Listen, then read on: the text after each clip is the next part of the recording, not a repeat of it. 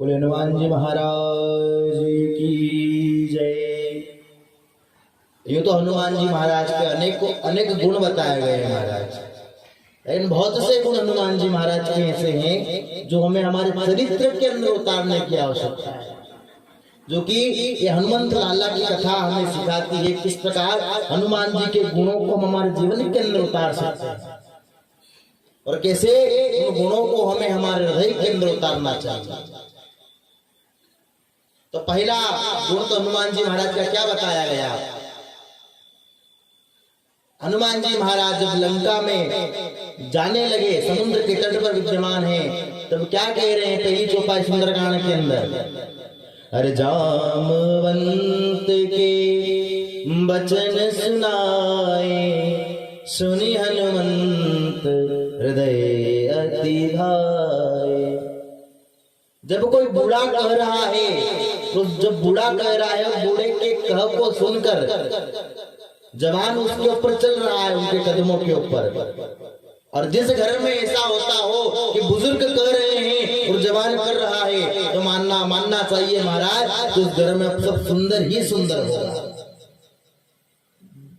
बूढ़ा कह रहा है, बूढ़े के रोल में कौन है यहाँ पर, जामवंत जी महाराज। जामवंती मंत्री यति बूढ़ा, बूढ़ा मंत्री जामवंत कह रहा है। क्या कह रहा है, जामवंत के वचन सुनाए, सुनि हनुमंत हृदय अति। हृदय को भागे उनके वचन। क्या वचन कहे कि आपको लंका में जाना और माता सिया की खोज करके आना है। राम काज कीने बिनु मोहि कहाँ विश्राम।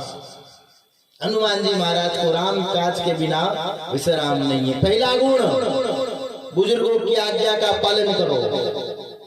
दूसरा गुण क्या हनुमान जी महाराज का, कि शक्ति तो महाराज अथाए, अतुलित बलधामम इतना बल है हनुमान जी महाराज है, कितना अतुलित बलधाम।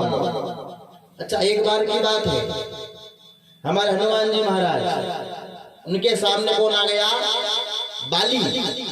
और बाली को ब्रह्मा जी का वरदान प्राप्त है कि जो कोई बाली के सामने जाकर युद्ध करेगा तो बाली का सामने वाले का बल आधा बाली के अंदर आ जाएगा। ये बल किसको प्राप्त है, बाली को। ब्रह्मा जी का वरदान प्राप्त है।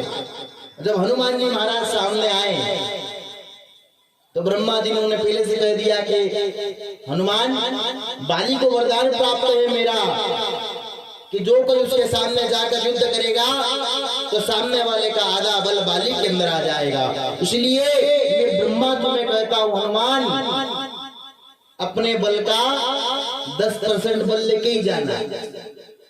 क्यों? क्योंकि अगर तुम सामने गए तो तुम्हारा बल बाली के अंदर चला जाएगा। और जैसे ही बाली ने हनुमान जी महाराज को ललकार लगाई युद्ध करने के लिए, जब दोनों आमने सामने खड़े हुए तो हनुमान जी महाराज का आधा बल बाली के अंदर चला गया। और जब बाली के शरीर के अंदर हनुमान जी महाराज का केवल 10% का आधा बल गया, तभी बाली का शरीर फटने लगा महाराज। इतना बल हमारे हनुमान जी महाराज के अंदर बताया गया। कितना अतुलित बलधाम हे वशेलावदेयम, हनुमान जी महाराज ने अथाह बल बताया गया। फिर भी सबसे नमन के रूप में बात करना एक हनुमान जी महाराज का दूसरा गुण है। बल कितना ही है शरीर के अंदर, लेकिन विनम्रता हनुमान जी महाराज के अंदर बताई गई है। समुद्र के अंदर जब जा रहे हनुमान जी महाराज तो मार्ग के अंदर कौन मिली, एक राक्षसी, जो कि देवताओं ने भेजा। सुरसा नाम राक्षसी का हनुमान जी महाराज के सामने सुरसा नाम की राक्षसी आई। जब सुरसा नाम की राक्षसी आई तो वह अपना मुंह खोल कर कहते, हनुमान मैं तुम्हें खाऊंगी, आज सुरन मोहे दीन आहारा, आज मुझे देवताओं ने आहार दिया है, मुझे भोजन दिया है, आओ हनुमान मैं तुम्हें खाऊंगी। हनुमान जी महाराज कहने लगे, माता बड़े प्रेम से खाओ, लेकिन मुंह तो खोलो। तो सुरसा ने अपना मुख खोला तो हनुमान जी महाराज ने अपने शरीर का विस्तार करना प्रारंभ कर दिया। जैसे जैसे सुरसा बदन बढ़ाए, हनुमान जी महाराज से अपना बदन को बढ़ाते हैं, सुरसा जितना मुंह खोलती उसका दोगुना हनुमान जी महाराज।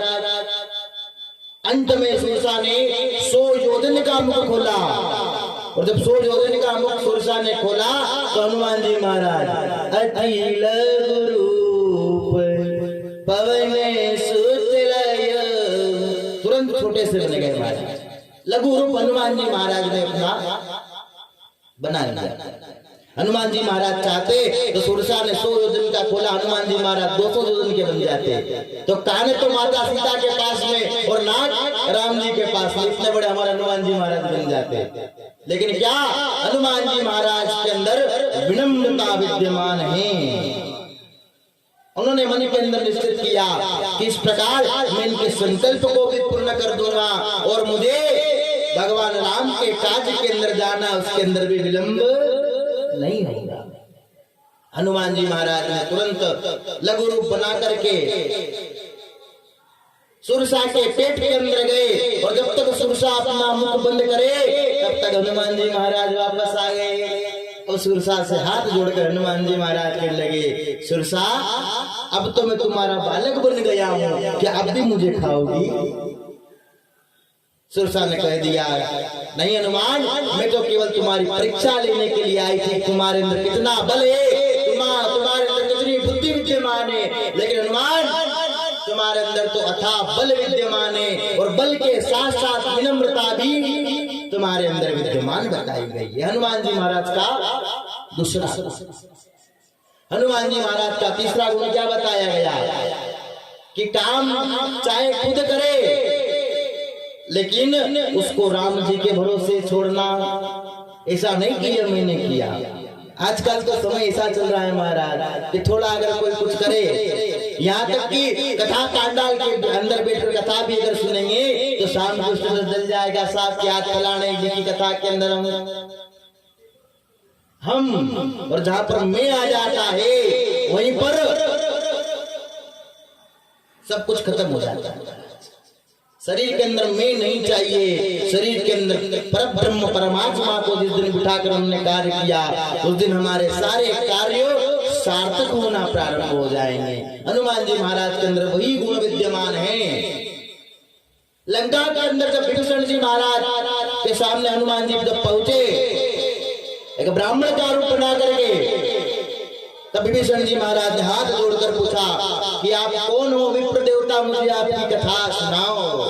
तो हनुमान जी महाराज क्या कहते हैं कि अगर हमारी कथा सुनोगे तो हमारी कथा नहीं, इस जीव की तो केवल व्यथा होती है, कथा तो केवल मेरे रघुनाथ जी की होती है। इसलिए अगर कथा तुम्हें सुनना है तो हमारे रघुनाथ जी की सुनिए, क्योंकि जीव की केवल व्यथा होती है, जीव की कभी कथा नहीं हो सकती। कथा तो केवल और केवल मेरे रघुनाथ जी की होती है। तब हनुमंत क्या कह रहे हैं? तब हनुमंत कही सब राम कथा, पहले थोड़ी राम कथा सुनाई और बाद में अंत में क्या कहा कि मैं उन्हीं भगवान राम का एक तुच्छ सा दास हूँ, जिस दास के ऊपर मेरे रघुनाथ जी ने कृपा कर दी। तब हनुमंत कही सब राम कथा, फिर निज नाम, अपना नाम बाद में बताया कि मैं उन्हीं भगवान सिया और रामचंद्र का एक दास बताया गया है।